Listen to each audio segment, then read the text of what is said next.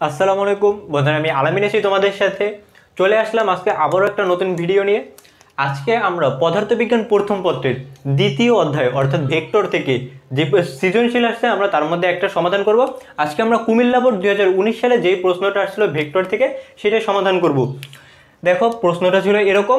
আমাদের একটা চিত্র দেওয়া ছিল এবং বলে দেওয়া ছিল স্রোতের বেগ 1 মিটার পার সেকেন্ড এবং গিয়ে ওবি বরাবর করিমের বেগ 8 মিটার পার সেকেন্ড।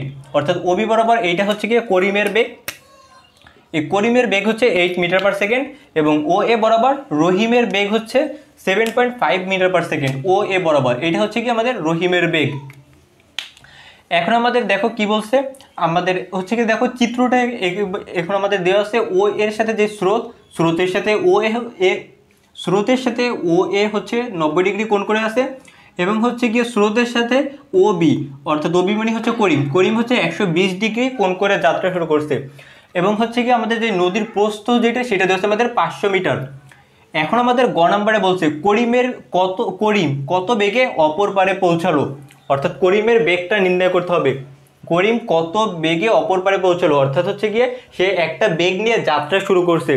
যে যাত্রা শুরু করার পর দেখো নদীতে আবার স্রোত আছে, স্রোতে এবং গিয়ে সে একটা দিক করে যাত্রা শুরু করছে। তাহলে আমাদেরকে এটা লব্ধি বের করতে হবে, কারণ যেই কোণটা দেওয়া থাকবে অর্থাৎ স্রোতের সাথে যে বেগের কোণটা দেওয়া থাকে সেটা গিয়ে রওনা দেওয়ার কোণ এবং আমাদেরকে কত বেগে পৌঁছালো এটা বের করতে হলে যখন পৌঁছাবে তখন সে কত কোণ করে পৌঁছাবে এবং গিয়ে কত বেগে পৌঁছাবে এটা বের করতে পারলে আমাদের লব্ধি বের করতে হবে তার। দেখো করিমের কি দেওয়া আছে আমরা সেগুলো একটু লিখি। করিমের দেওয়া আছে বেগ, আমরা স্রোতের বেগ দেওয়া আছে আমাদের স্রোতের বেগ u equal to 1 metre per second. স্রোতের বেগ u equal to 1 metre per second এবং কি আমাদের করিমের বেগ দেওয়া আছে 8 মিটার পার সেকেন্ড। করিমের বেগ v equal to 8 metre per second. আমরা কি সবসময় স্রোতের বেগকে u ধরবো এবং যেই মানুষের বেগ দেওয়া থাকবে বা যে নৌকার বেগ দেওয়া থাকবে আমরা কি সেটাকে v ধরে নিব। এবং দেখো আমাদের এই স্রোত এবং গিয়ে করিম গিয়ে ওবি বরাবর পথে চলছে এবং স্রোত এবং ওবি এর মধ্যবর্তী কোণ দেওয়া আছে আমাদের 120 ডিগ্রি, অর্থাৎ মধ্যবর্তী কোণ আলফা ইকুয়াল টু 120। এটা কি আমাদের দেওয়া আছে। এখন কত বেগে অপর পারে পৌঁছালো অর্থাৎ আমাদেরকে লব্ধি বের করতে হবে। লব্ধি আর ইকুয়াল টু হট। এখন আমরা সবাই জানি সামান্তরিকের লব্ধি সূত্র অনুযায়ী আমরা লিখতে পারি আর স্কোয়ার ইকুয়াল টু, আচ্ছা আমরা একবারেই লিখি, আর equal to root over u square plus v square plus 2uv cos alpha. দেখো এখন যদি আমরা ইউভি এবং আলফার মানগুলো বসাই দিই, ইউর মান কি আমাদের 1 মিটার পার সেকেন্ড তার স্কোয়ার প্লাস ভির মান আমাদের 8 তার square plus 2 into 1 into 8 cos আলফার মান কি আমাদের 120 ডিগ্রি। দেখো এখন যদি আমরা এটা ক্যালকুলেশন করি তাহলে হবে কি 8 এর স্কোয়ার 64 আর কি 65 প্লাস 8 দুগুণী 16 16 ইন্টু কি কজ 120 ডিগ্রি। দেখো এখন যদি আমরা এটা ক্যালকুলেশন করি তাহলে হবে কি আমাদের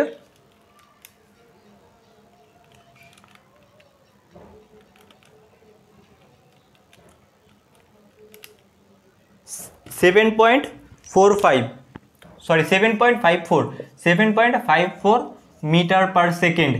এইটাই কি আমাদের অ্যান্সার। অর্থাৎ কি করিম 7.45 মিটার বেগে অপর পারে পৌঁছাবে।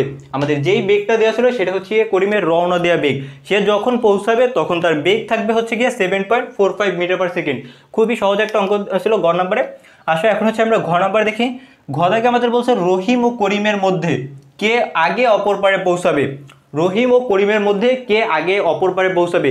দুইজনই একই জায়গা থেকে যাত্রা শুরু করছিল এবং কি নদী পার হয়েছিল অপর পারে পৌঁছালো এবং তাদের মধ্যবর্তী কোণ গিয়ে ভিন্ন ভিন্ন, কারণ করিম হচ্ছে গিয়ে ওবি পথে হচ্ছে গিয়ে যাত্রা শুরু করে এবং রহিম হচ্ছে গিয়ে ও এ বরাবর হচ্ছে গিয়ে যাত্রা শুরু করে। তাহলে তাদের সময় পৌঁছাতে, অপর পারে পৌঁছাতে তাদের সময়ও ভিন্ন হবে। আমরা এখানে সময় বের করব, কারণ এখানে বলছে রহিম ও করিমের মধ্যে কে আগে অপর পারে পৌঁছাবে। আমরা যদি এখান থেকে সময়টা বের করি, রহিমের অপর পারে পৌঁছাতে কত সময় লাগে এবং করিমের অপর পারে পৌঁছাতে কত সময় লাগে, তাহলে যার সময় কম লাগবে সেই হচ্ছে গিয়ে আগে অপর পারে পৌঁছাবে। তাহলে আমরা এখান থেকে আমরা সময়টা বের করি।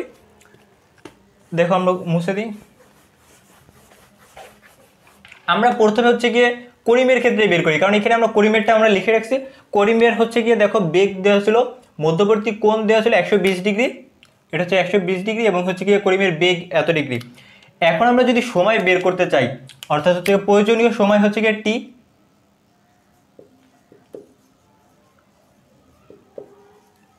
প্রয়োজনীয় সময় টি, আমরা টি কে দিলাম, কারণ টি কে থেকে হচ্ছে গিয়ে করিমের সময় হচ্ছে গিয়ে হট।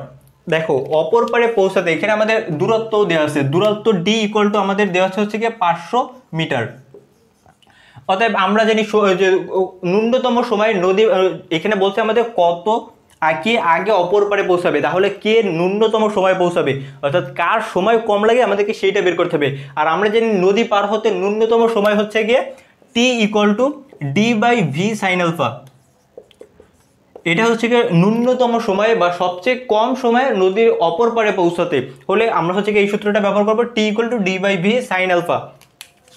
দেখো এখন যদি আমরা মানগুলো বসাই দিই, ডির মান হচ্ছে গিয়ে 500, ভির মান হচ্ছে গিয়ে আমাদের করিমের বেগ দেওয়া ছিল 8 এবং হচ্ছে গিয়ে সাইন আলফার মান হচ্ছে গিয়ে 120 ডিগ্রি। আমরা এখন যদি এটা ক্যালকুলেশন করি দেখো তাহলে হবে হচ্ছে গিয়ে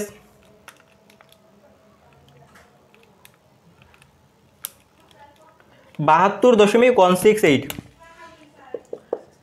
72.168 এত সেকেন্ড, অর্থাৎ করিমের অপর পারে পৌঁছাতে সময় লাগবে 72 সেকেন্ড।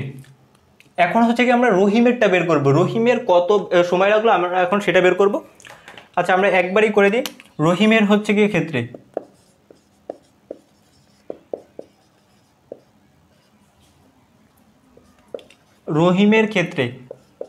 টি আর, কারণ রহিমের আর দ্বারা আমরা হচ্ছে বুঝাই রহিমের ক্ষেত্রে হচ্ছে কি নদী পার হতে সময়, অর্থাৎ সে একই ক্ষেত্রে এটা হচ্ছে কি টি কে দিব আমরা, টি কে, আর হচ্ছে কি এটা টি আর, বা হচ্ছে T1 T2 দিতে পারো, কোনো সমস্যা নেই।